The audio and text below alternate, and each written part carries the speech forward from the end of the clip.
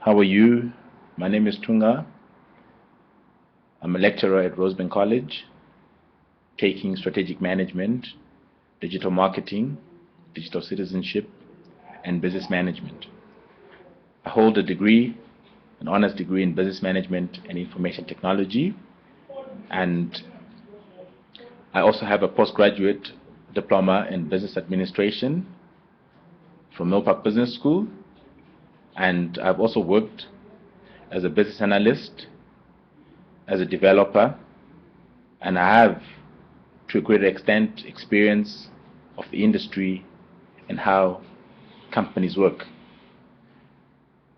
I'm going to look at issues to do with the external environment that the company operates in. So in other words, I'm going to touch on external environment analysis. When we say external environment analysis, we mean that organizations do not operate in a vacuum. Organizations operate in a context which is obviously the industry with other organizations that produce the same goods or substitutes or goods that consumers perceive as similar. My emphasis is obviously on the external environment, so we're going to look at those aspects that obviously definitely will affect the business in a positive and in a negative way. So when we look at the external environment, we are looking at 5 key elements that make up the external environment that the business operates in. So we have what we call the political aspect, or we have an acronym that summarizes, right, all those attributes of the external environment. And these are political, right, which is denoted by the P, and we also have the E, which is the economic aspects. We've got the S, which is the social aspects. We've got the T, which resembles the technological aspects. We've got the E, which also is the ecosystem, the environment, the ecology, and last but not least, we've got the L, which is the legal aspect. To start, the P, the political aspect. Politics, to a greater extent, has shaped companies and economies. So what happens in the political fraternity definitely will negatively or positively affect organizations. And if there is a political change in an environment, right, organizations that fail to adapt will find themselves out of the equation. When we look at politics or the political side, we can look at concepts like taxation. A government can either reduce taxes or lower taxes. If the government reduces taxes, definitely that becomes an opportunity to the organization, because if we look at the cost of production, that drastically reduces the cost of production. And if we look at the opposite effect, if the government increases taxes, then that will negatively impinge on the organization's operations, because that will raise the cost of what? Of production. Sometimes companies do not have the luxury to raise prices because of other competitors and because of innovation issues, economies of scale issues that also come into play. So sometimes organizations will find themselves stretched and their backs broken, and definitely an increase in taxes can actually affect organizations. We can also look at the economy, and attributes that obviously we can consider under the economy are interest rates and inflation rate. When we say interest rates, basically we are saying the cost of borrowing. Is it going to be exorbitant or is it going to be affordable? Remember, organizations do borrow money from the banks to finance their projects. And if the interest rates are exorbitant, that means the cost of borrowing will also be exorbitant, negatively affecting the organization, and it's not favorable. So then that becomes a threat to the organization. But if interest rates were to be lowered, right, then organizations will find it very easy for them to borrow money because the cost of borrowing becomes minimum, and that then becomes an opportunity.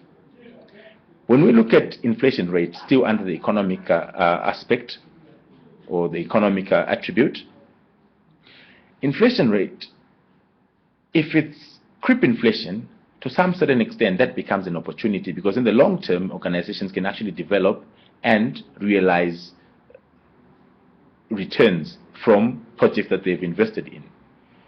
The danger of hyperinflation is that it erodes purchasing power, and customers will not have enough purchasing power, and that will definitely affect the demand of the organization's goods and services. Then that becomes a threat to the organization.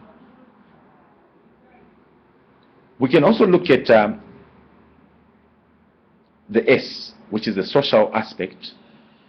The social aspect, we are looking at the society at large, and we are looking at the society being the source of the organization's labor and customers as well. So under social aspects, we can look at poverty issues. Africa for a long time has had stagnant growth rates because of poverty. There is no purchasing power to support business projects. In economies like South Africa, there is a discrepancy between the rich and the poor that to some certain extent will also be a threat to organizations, because so many people will not afford goods and services. When you look at the society also as a source of labor, organizations can be threatened by the society or can find the society favorable, in the sense that if employees, or if the workforce rather, is educated, then it becomes very easy for organizations, because they're going to hire people that are efficient, they're going to hire people that are effective, they're going to hire people that will not waste resources, and the cost of training them will also be reduced. If the workforce is not educated, if the workforce is not skilled, then that is going to become a serious problem for organizations, because they now need to channel so much money that could be used for other projects to educate those now employees. When we look at technological aspects, technology is changing drastically on a daily basis, leaving some of the ways that organizations were doing, to produce goods and services obsolete. So it makes some of these processes obsolete, because once the new technology comes into play and competitors grasp and quickly get onto the new technologies, then that becomes a disadvantage to companies that are still sitting on the old processes and the old technology, because it makes their businesses seem as if they are not innovative enough and competitive enough. And consumers always perceive companies that adapt new technologies as the best companies in the world. So we can see technology negatively affecting organizations and positively affecting what? Organizations. We can also talk of innovation, which is discontinuous innovation. We can also talk about imitation innovation. And this can become favorable or threaten the status quo of organizations. When we look at ecology issues, ecology definitely, when there are structural changes to how companies do business and how companies should handle processes and manufacturing of goods and services, that can negatively impede on organizations. That can actually threaten organizations. For example, if we look at what happened in 2010, the BP spillage in the Gulf of Mexico, it brought tougher measures on oil-producing countries and oil-producing companies that extract oil from the sea. So now regulation will make it even more difficult, because you need money for compliance. You need money for quality assurance. So that definitely can become a negative aspect of that.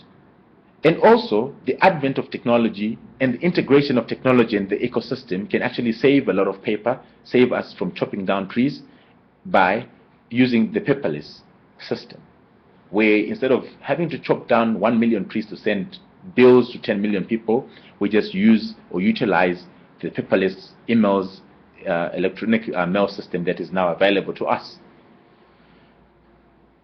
Last but not least, we are going to look at legal aspects. Legal aspects, in some books, they sort of do not separate politics and the legal aspect.